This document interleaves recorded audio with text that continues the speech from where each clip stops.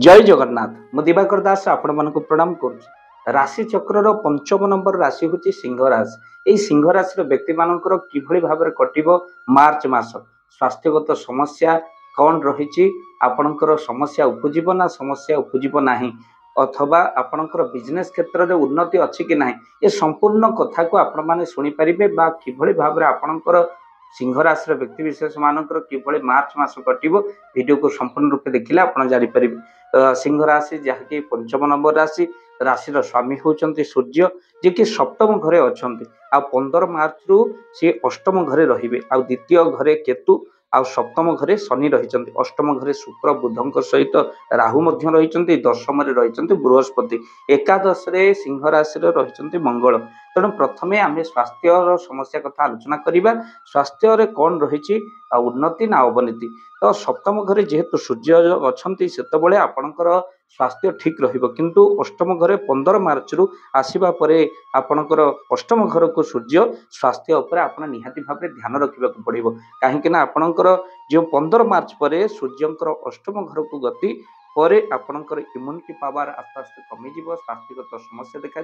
तो से सिंह राशि व्यक्ति विशेष मैंने स्वास्थ्य प्रति ध्यान रखा दरकार 15 मार्च पर। ता सहित विद्यार्थी मान कथा आलोचना करूँ विद्यार्थी मान कौन रही से भाग्य पंचम घर आपणकर पाठपढ़ाई एमाने बहुत किछि भाविबे आ सिंह राशि जो विद्यार्थी मान रहिले सब बेले से मनर परिवर्तन आसो एटा करेंगे सेटा करेंगे ए सेक्टर रे जॉब मिल से सेक्टर रे पाठ पढ़ले निश्चिंत जॉब मिल से भूमिका ग्रहण करेंगे से विदेश डाकिले मुझे सब मन चलचंचल विद्यार्थी मानकर तेणु 15 मार्च पूर्व आपणकर सरकारी चाकरी जॉब बनूची विद्या उपर जहाँ आपण 15 मार्च भितर करंतु तापर आपणकर विद्यार्थी मानकर पाठ पढ़ार प्रोब्लेम हो पारे जो माने किसी आपण पाठ पढ़ाई साहाय्य कर हाथ छाड़ी दिखती तेणु नाना प्रकार समस्या 15 मार्च पर देखा तेणु 15 मार्च पूर्व विद्यार्थी माने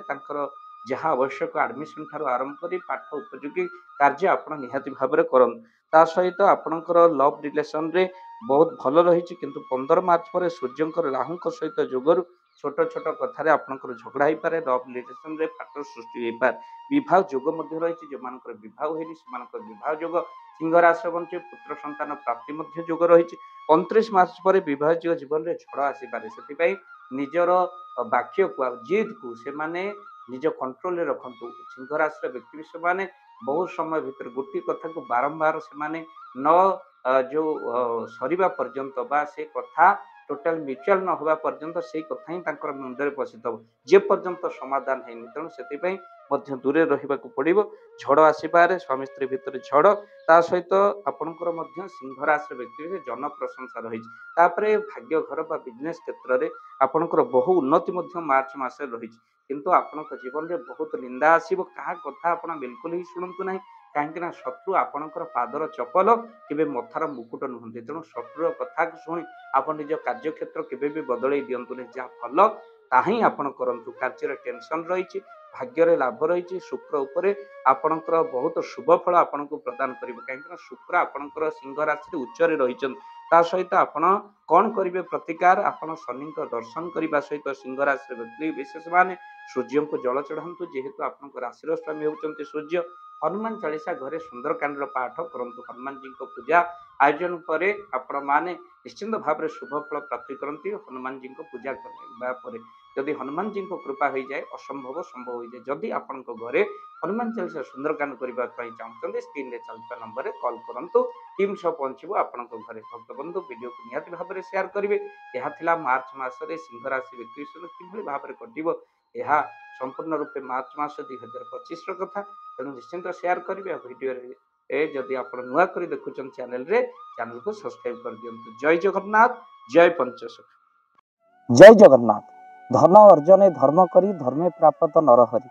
जदि आपण मानक धन कौन गरीब असहाय रोगी मानक सेवारे लगी पारिला जानतु आपणकर रोजगार सार्थक हो गला आपणक धनर मध्य बहुत महत्व रहिला। तो आज आपण माने जदि चाहूँगी आपणकर से धन महत कार्य लागू जेमिति कि आमे गोटे आम्बुलांस करिचु जो आम्बुलांस प्रतिदिन किसी असहाय रोगी मानक मेडिकल रे पहुँचाए किसी गरीब अनाथ शिशु मानक मध्य आमे वस्त्र दान करूँ किसी रोगी मानक पाखरे पहुँचू जो माने बहुत रोगरे पीड़ित ସେମାନଙ୍କ ପାଖରେ ଆମେ କିଛି ଅର୍ଥ ଆଉ ଗରିବ ଲୋକମାନଙ୍କୁ ସହାୟତା ପ୍ରଦାନ କରୁ। ଏ କିଛି ଦିନ ପୂର୍ବରୁ ଆପଣମାନେ ସହଯୋଗ କଲେ ଆମେ ମଧ୍ୟ କିଛି କମ୍ବଳ ଅସହାୟମାନଙ୍କ ପାଖରେ ଯାଇ ପହଞ୍ଚି ବାଣ୍ଟିଥିଲୁ। ଆପଣଙ୍କୁ କୃତଜ୍ଞତା ଜ୍ଞାପନ କରିବା ସହିତ ଯଦି ଆପଣ ଚାହୁଁଛନ୍ତି ଆପଣଙ୍କ ଧନ ଆମ ଦ୍ୱାରା